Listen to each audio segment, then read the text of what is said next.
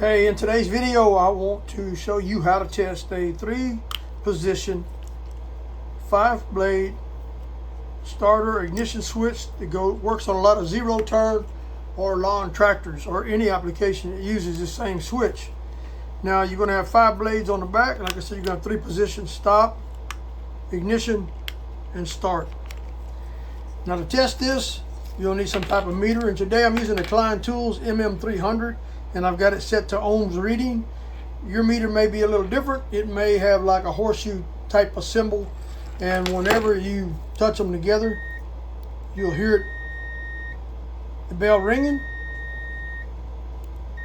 and you'll see the reading change. Now on the back of these, what you're going to find is this orientation. Well, let me show you the blades first. These are for lights. This is for magneto. This is for ground. This one is for battery. And this one is for start.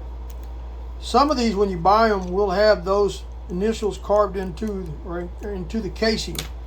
This one here is an aftermarket switch. It doesn't have that, so we have to try to remember which one is which. So first off, we're going to check the off position. Make sure that it isn't off. Get over here and you're going to go M and G.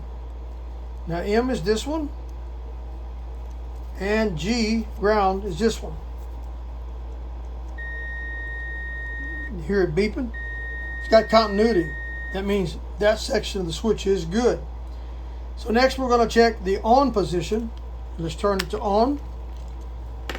You're going to need to check L and B, which is lights right here and battery right here. Hear it beeping, beeping, beeping, beeping. Has good continuity. That section is good on the switch. Now the last thing we're going to check is the start section, which is S and B, which is battery over here. Be careful not to hit the other terminal. And S, which is going to be start right there. Now you're going to have to, if you're doing it like I am,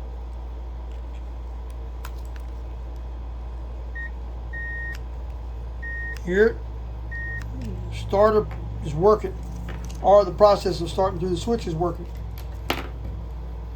Now guys, that should help you diagnose a no start condition on a lawnmower if you want to check the switch first.